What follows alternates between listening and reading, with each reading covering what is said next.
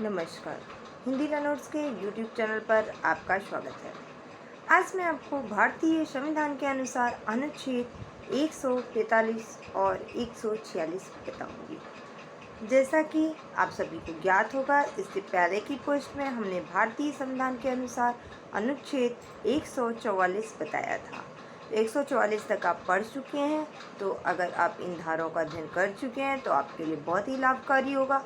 यदि आपने इन धाराओं को अभी तक नहीं पढ़ा है तो आप सबसे पहले उनको पढ़ लीजिए, फिर आपको जिससे क्या होगा कि आपको आगे की धाराएं समझने में बहुत ही आसानी होगी। आइए चलते हैं अनुच्छेद 145 पर। तो भारतीय संविधान के अनुच्छेद 145 क्या कहता है?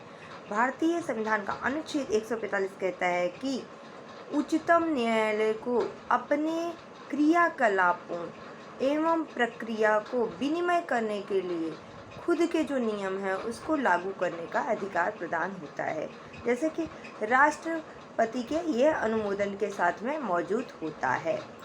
संसद द्वारा बनाई गई विधि के उपबंधों के अधीन रहते हुए, जिसमें कि क्या होता है, उच्चतम न्यायालय जो है वह समय समय पर जो कि राष्ट्रपति के अनुमोदन से न्यायालय की पद्धति प्रक्रिया को साधारणतया तथा विनिमय के लिए जो नियम है वो बना सकेगा। इसके अंतर्गत निम्नलिखित को कंसीडर करते हैं। क्या क्या कंसीडर करते हैं वो हम लाइन वाइज देख लेते हैं। सबसे पहले, उस न्यायालय में विधि व्यवसाय करने वाले व्यक्तियों के बारे में नियम बना सकता है।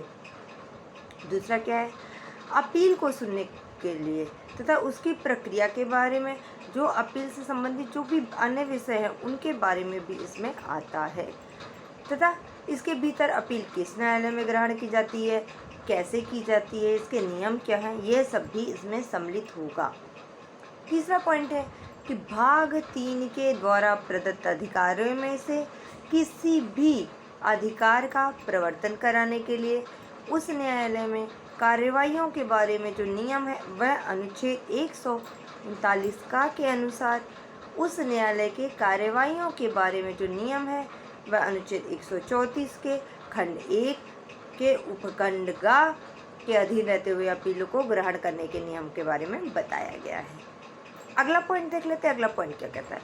अगला पॉइंट कहता है कि उस न्यायालय द्वारा सुनाए गए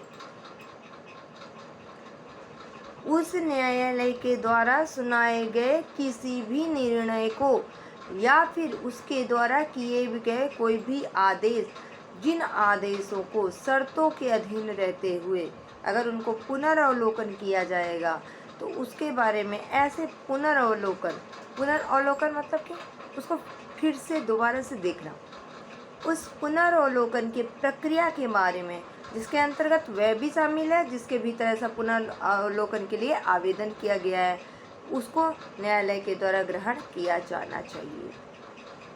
फिर अगला पॉइंट देख लेते हैं। क्या कहता है कि ऐसे न्यायालय में से किन्हीं भी कार्यवाहियों के बारे में, उनके आनुवंशिक खर्चे के बारे में, उस कार्यवाही से संबंध में प्रभावित की जाने वाली जो फीस है, जो जमानत मंजूर करने से संबंधित नियम है, जो कार्यवाहियों को रोकने के बारे में नियम है, अगर कोई अपील किया गया है तो उस अपील के बारे में ऐसा जो भी न्यायालय को पता चलता है, जो भी प्रतीत होता है कि वह तंग करने वाली है, तो ऐसे में क्या होगा, या फिर अथवा विलम्ब करने वाली है, ऐसा कोई प्रयोजन किया गया जिससे वो विलम्ब हो जाए, तो उसके बारे में एक संक्षिप्त अवधारणा करने के लिए, एक उपबंध करने के लिए जो नियम बनाए गए हैं वे अनुच्छेद 137 के खंड 1 में निर्दिष्ट जांच की प्रक्रिया के बारे में नियम है। ये तो हो गया पहला पॉइंट का पूरा डिटेल। अब इसका दूसरा पॉइंट क्या कहता है?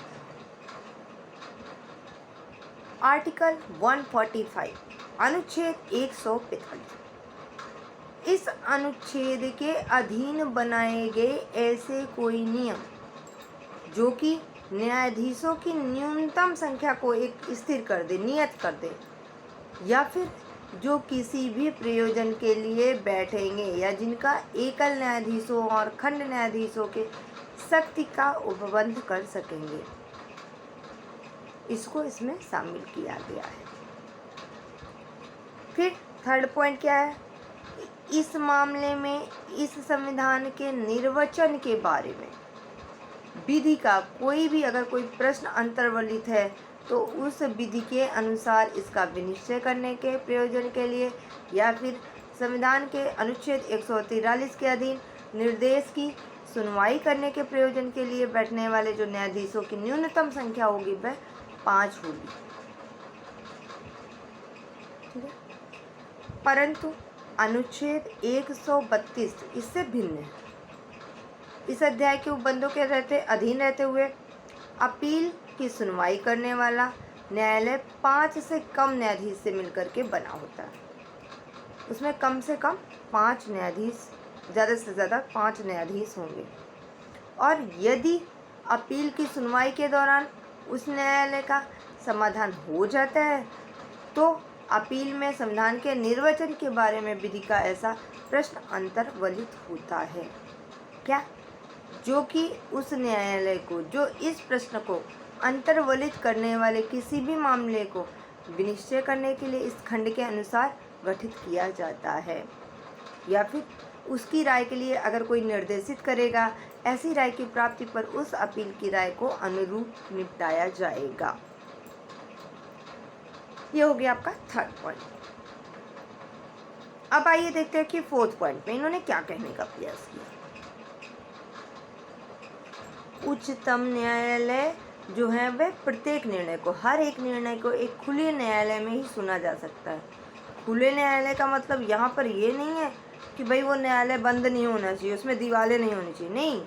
खुले न्यायालय इन द सेंस कि वे वहाँ पर आप खुलकर अपनी बात को बोल सकते हैं, अन्यथा नहीं। अनुच्छेद के अधीन प्रत्येक प्रतिवेदन खुले न्यायालय में सुनवाई गई राय के अनुसार ही दिया जाएगा।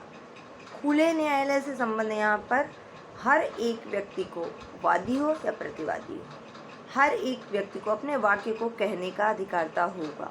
उससे संबंधित कोई भी पक्ष है तो वह अपनी बात को खुले मन से रख सकता है, बोल सकता है। इसका मतलब है खुला न्यायालय। ठीक है। उच्चतम न्यायालय द्वारा प्रत्येक निर्णय और ऐसी प्रत्येक राय जो कि किसी मामले की सुनवाई में उपस्थित न्यायाधीशों की बहुसंख्या की सहमति से दी जाएगी। ये हो भी सकता है, नहीं भी हो सकता है। परंतु इस खंड की कोई भी बात किसी ऐसे न्यायाधीश को जो कि इससे सहमत नहीं है तो वह अपना विसम्मत निर्णय राय देने से निवारित नहीं करेगा। भाई सहमत है तो ठीक है, नहीं सहमत है तो आप उससे अलग हो जाएंगे। इसमें निम्न संशोधन किया गया है। कौन कौन से संशोधन है हम वो भी देख लेते हैं जल्दी से। 42वां संविधान संशोधन धारा 26 के द्वारा अंतर स्थापित किया गया है। संविधान 43वां संविधान संशोधन धारा 6 के द्वारा धारा 139 का के स्थान पर प्रतिपादित किया गया है। 42वां संविधान संशोधन धारा 26 के द्वारा खंड 3 के उपबंधों के स्थान पर प्रतिस्थापित किया गया है। 42वां संविधान संशोधन 1976 की धारा 26 के द्वारा कुछ शब्द, कुछ अंक और अक्षरों का उसमें लोप भी किया गया है।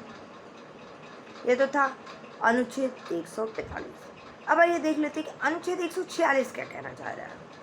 तो अनुच्छेद 146 के अनुसार उच्चतम न्यायालय के जो अधिकारी हैं, जो सेवक हैं, उनके द्वारा किए गए व्यय को बताया गया है कि जो उच्चतम न्यायालय के अधिकारी हैं, सेवक हैं, उनकी नियुक्ति भारत के मुख्य न्यायमूर्ति के द्वारा होगी और उस न्यायालय का ऐसे अन्य न्यायाधीश अधिकारी इसको निर्दिष्ट करेगा। परंतु राष्ट्रपति नियम के द्वारा ये विनिश्चित भी किया जा सकता है या अपेक्षा की जा सकती है कि ऐसे किन्हीं भी दशाओं में जो कि नियम में निर्दिष्ट की जाए उस अनुसार किसी ऐसे व्यक्ति को जो पहले से ही न्यायालय में संलग्न नहीं है उसको न्यायालय से संबंधित किसी पद पर संघ लोक आयोग से परामर्श करके ही अगर उसकी नियुक्ति की जाए, अन्यथा उसकी नियुक्ति नहीं की जाए। दूसरा पॉइंट क्या कहता है कि संसद द्वारा बनाई गई विधि के उपबंधों के अधीन रहते हुए उच्चतम न्यायालय के अधिकारियों, सेवकों की सेवा शर्तें ऐसी होनी चाहिए, कैसी होनी चाहिए कि भारत के मुख्य न्यायमूर्ति या फिर उस न्यायालय के ऐसे अन्य न्यायाधीश या अधिकारी के द्वारा जिसे भारत के मुख्य न्यायमूर्ति ने इस प्रयोजन के लिए बनाए जाने के लिए प्राधिकृत किया है या फिर बनाए गए नियमों द्वारा विहित हो जाएंगे। परंतु खंड के अधीन बनाए गए जो नियमों के लिए जो वेतन भत्ते पेंशन आदि से संबंधित होता है वह राष्ट्रपति के अनुमोदन की अपेक्षा के द्वारा ही होगा। इसमें यह भी कहा गया है कि उच्चतम न्यायालय के प्रशासनिक व्यय कौन कौन से होंगे, जिससे उसके अंतर्गत आपके न्यायालय के अधिकारी सेवा किया उससे संबंध में जो भी वेतन भत्ते पेंशन आती हैं वह सब इसमें शामिल होंगी। वह क्या होगा, वो भारत की संचित निधि पर भी भारित होगा और न्यायालय द्वारा ली गई अगर कोई फीस है, अन्य धनराशि है तो उस निधि का भाग ही होगी। आज की वीडियो के लिए बस इतना ही। अगर आपको हमारी वीडियो पसंद आए तो प्लीज़ इसको लाइक करें, शेयर करें, सब्सक्राइब करें और बेल आइकन दबाना ना भूलें, जिससे कि हमारी वीडियो बहुत सारे लोगों को मिलती रहे और आपको हमारी जो भी नई नई वीडियो है वो फटाफट आपको मिलती रहे। तो आप इसको जितना ज़्यादा से ज़्यादा शेयर हो सके कर दीजिए। धन्यवाद।